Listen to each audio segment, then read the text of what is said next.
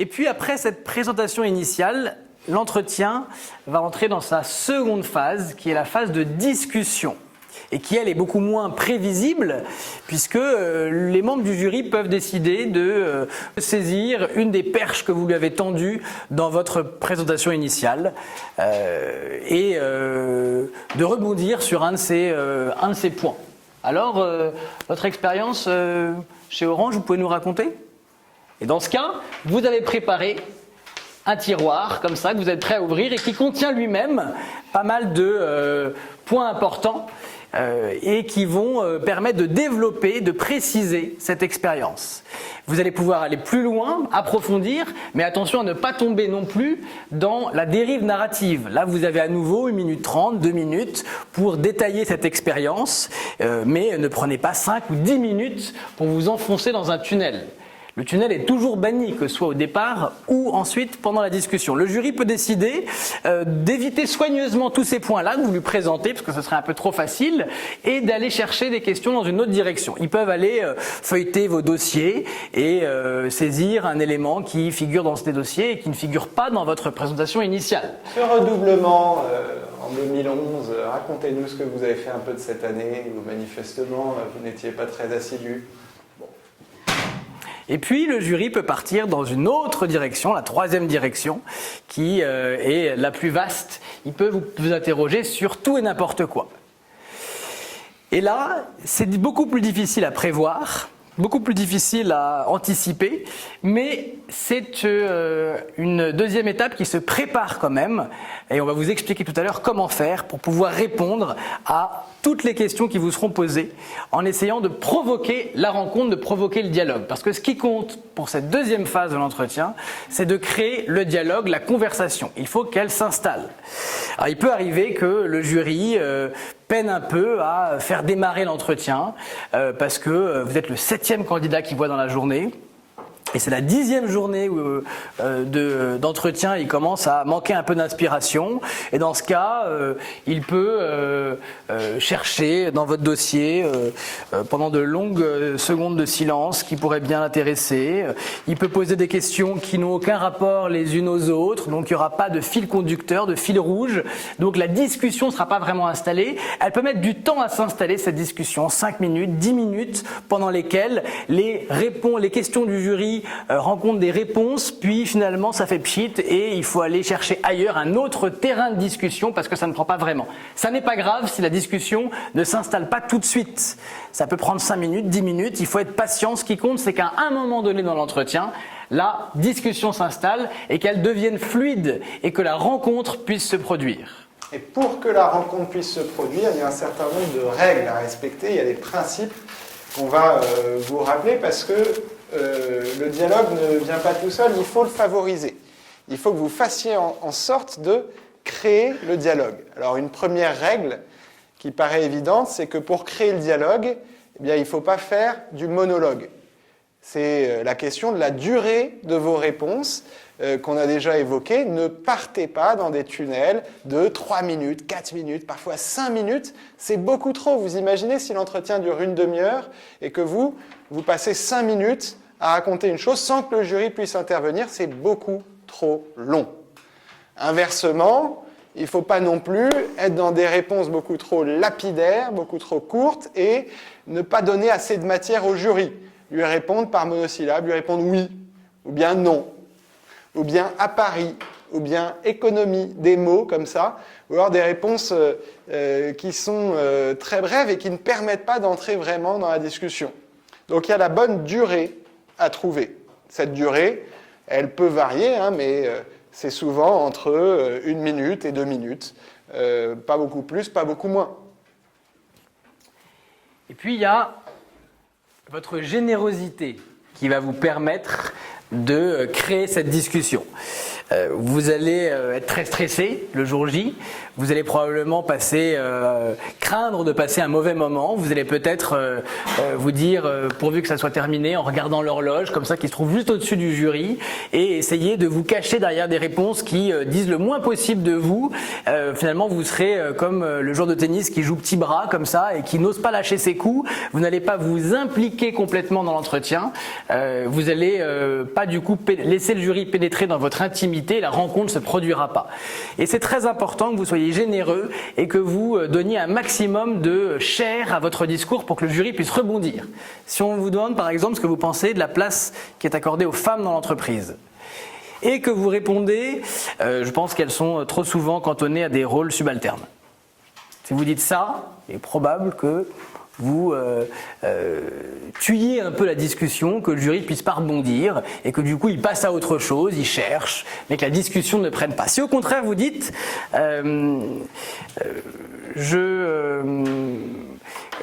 je crois qu'elles sont trop souvent cantonnées à des rôles subalternes. Je me rappelle bien l'année dernière quand j'étais à la BNP, mais je crois qu'il y a beaucoup de progrès qui sont en cours. Le comité d'entreprise, pendant mon stage à la BNP, redoublait d'imagination pour permettre aux femmes de travailler depuis chez elles, d'avoir des horaires aménagés.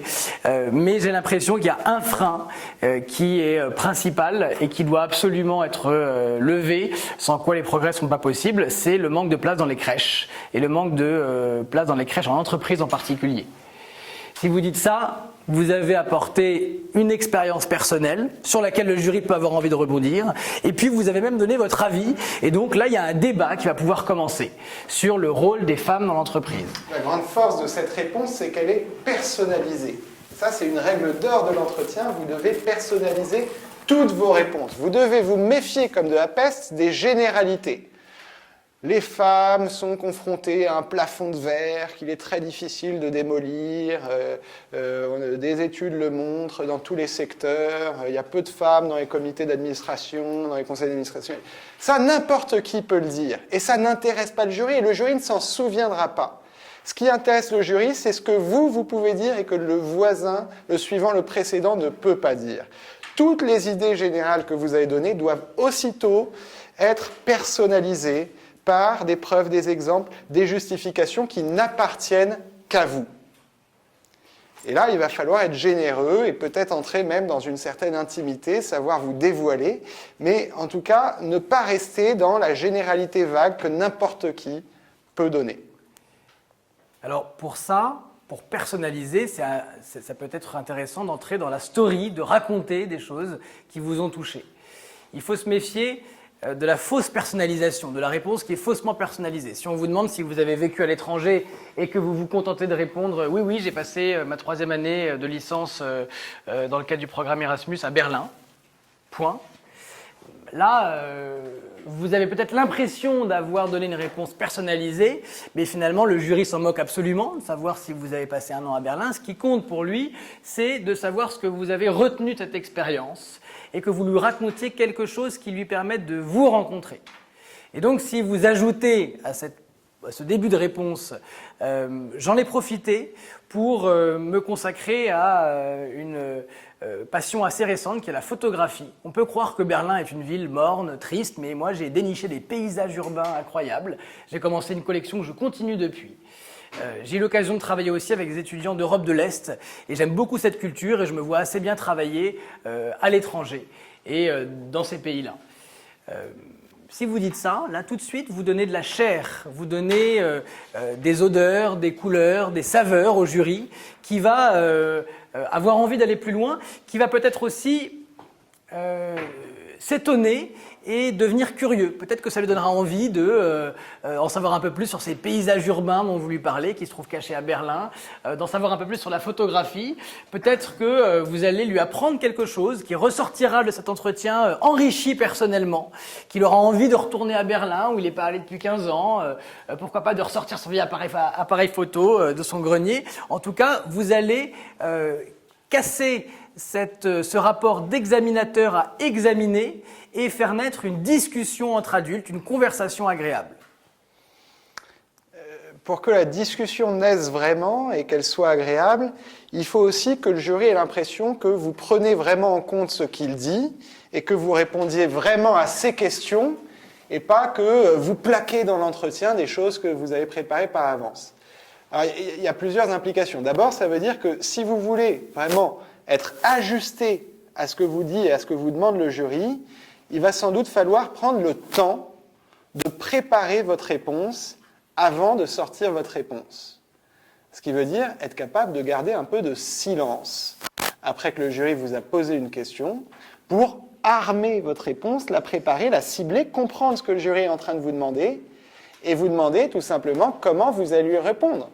Parce qu'il pose des questions qui ne sont pas forcément évidentes et vous n'êtes pas censé répondre du tac au tac quand on vous demande ce que vous pensez de la place des femmes en entreprise. Vous n'êtes pas censé avoir une réponse préparée à cette question. Donc vous pouvez, et non seulement vous pouvez, mais vous devez prendre le temps de la réflexion. Une règle universelle de l'entretien, c'est que vous ne coupez pas la parole au jury, par exemple. Ça vous paraît évident là, mais très souvent dans les entretiens blancs, on voit des élèves, des candidats qui essayent d'anticiper finalement sur la question du jury et qui l'interrompent, parce que souvent le jury cherche ses mots, il rame un peu, on sent qu'il n'accouche pas facilement de sa question et que vraiment c'est laborieux, il prend du temps, etc. Dans ce cas, très bien, c'est bon pour vous, ça vous laisse le temps justement de préparer votre réponse, d'essayer de bien comprendre où il veut en venir, quelle est l'idée qu'il a derrière la tête, mais en tout cas, vous ne lui prenez pas la parole avant qu'il ait vraiment terminé. Et non seulement vous ne coupez pas la parole au jury, mais vous prenez le temps d'armer votre réponse. Et là, le jury vous en saura gré. Il se dira, voilà quelqu'un de réfléchi, voilà quelqu'un qui prend en compte vraiment ce que je lui dis et qui prend le temps d'y réfléchir avant de me sortir sa réponse. Et puis une autre façon de créer la discussion et de provoquer la rencontre, c'est de parler d'abondance de cœur. On vous l'a dit, il faut préparer pas mal de réponses, non pas de façon rédigée bien sûr, mais au moins dans les grands axes. Ces questions que vous avez préparées, il faudra certainement pas les resservir telles quelles. Attention, parce que parler d'abondance de cœur, c'est une façon de provoquer la discussion. Ça veut dire, un peu comme un orateur parle sans papier, faire en sorte que ce ne soit pas les mots qui précèdent l'idée, mais bien que ce soit l'idée qui précède les mots. C'est-à-dire que si on vous pose une question et que vous vous dites « mais oui, j'ai déjà préparé, qu'est-ce que j'avais préparé ?» on va bien sentir un petit écart entre les mots que vous prononcez et les émotions qui devraient entrer dans ces mots et les accompagner. Donc il faut bien partir de l'idée et aller chercher les mots qui vont venir l'exprimer, et non pas l'inverse.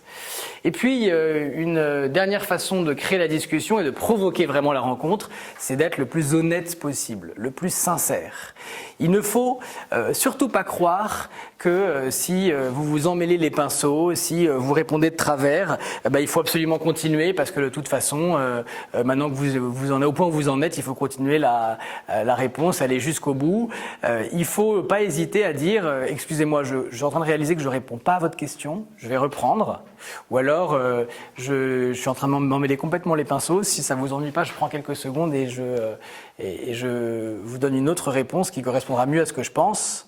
Ça, c'est pas grave du tout. Au contraire, on est là dans une discussion normale et qui montre que vous êtes très honnête et que vous êtes sincère devant le jury.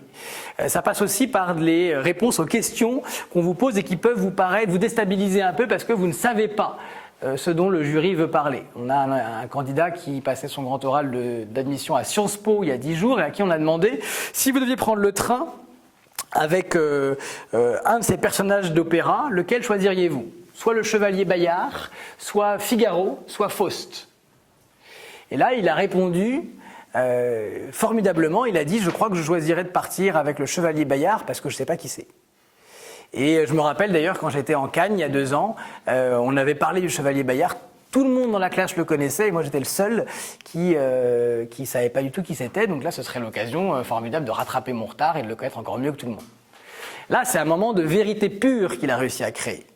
Donc c'est très important que vous soyez le plus sincère possible. Ça veut dire aussi que quand on vous pose une question, vous devez être vous-même, c'est-à-dire ne pas essayer de calculer la réponse qui sera la plus rémunératrice en termes de points. C'est-à-dire en essayant de l'adapter aux membres du jury. Et vous, le mariage homosexuel, qu'est-ce que vous en pensez? Vous avez défilé? Et là, si vous commencez à vous dire, cet homme à droite, là, il m'a l'air assez conservateur, en même temps, elle, à gauche, je me demande si elle n'est pas lesbienne. Donc, qu'est-ce que je vais pouvoir répondre? Si vous faites ça, vous allez vous faire complètement démasquer, vous allez vous prendre les pieds dans le tapis. Donc, la meilleure chose à faire, c'est de prendre quelques secondes de silence. Et n'ayez pas peur de ce silence, celui qui arrive à assumer le silence, c'est celui qui a vraiment le pouvoir dans la discussion. Appuyez-vous sur un silence comme le compositeur de musique classique s'appuie sur les silences pour faire naître sa musique. Le silence, c'est vraiment un de vos outils. Et puis, présentez votre réponse qui est honnête, sincère, qui est ce que vous pensez vraiment, à condition bien sûr, pour reprendre cet exemple du mariage homosexuel, qu'elle soit une opinion correcte, qui soit évidemment tout sauf inacceptable. Évitez les dérives. Petit témoignage personnel au sujet justement de la réponse rémunératrice et du calcul qu'il faut faire ou pas, est-ce qu'il faut être honnête. J'ai passé moi pas mal d'entretiens il y a plus de 10 ans, après avoir fait une prépa, dans toutes les écoles dont on parle. Et ça s'est très bien passé partout, j'ai eu de très bonnes notes, sauf à l'ESSEC, où j'ai ramassé un 9. Et je crois que je sais très bien pourquoi j'ai eu 9 à l'ESSEC, c'est à cause de la dernière question que m'a posée le jury, fameuse flèche du PART, vous savez, à laquelle je ne m'attendais pas du tout. Le jury m'a dit, mais si vous avez HEC aussi, est-ce que vous allez à HEC ou est-ce que vous allez à l'ESSEC? Et moi, comme un âne, j'ai commencé à rougir, à me décomposer, à transpirer, et à bafouiller une réponse qui devait donner à peu près... oui, je pense que j'irai quand même à l'ESSEC, parce que c'est quand même une très très bonne école aussi. Voilà. Et là, je pense que le jury n'a eu évidemment aucun doute sur mon insincérité, sur ma fausseté, et que cette fausseté finale a rejailli par contagion sur tout mon entretien. Ils se sont dit, bon, en fait, c'est un baratineur. Enfin, d'un coup, vous voyez comme ça tue l'entretien d'être faux à ce point-là. Combien mieux inspiré j'aurais été de répondre honnêtement à cette question. Honnêtement, c'est-à-dire en disant que si j'ai HEC, j'irai sans doute à HEC parce que c'est une très bonne école et parce qu'il y a à HEC cette majeure management des arts et de la culture qui correspond quand même très bien à mon projet professionnel de travailler dans l'édition. Et c'est pour cette raison que j'irai à HEC. Mais si je n'ai pas HEC, je serais ravi d'aller à l'ESSEC, qui est aussi une très bonne école. Et je pense que la chaire média de l'ESSEC, même si elle ne colle pas exactement à mon projet d'édition, sera vraiment très utile pour me permettre d'accomplir ce projet. En disant ça, là, je pense que le jury ne se vexe pas de voir qu'en fait je vais à HEC comme 99% des candidats, mais est content de voir qu'il a en face de lui quelqu'un d'honnête.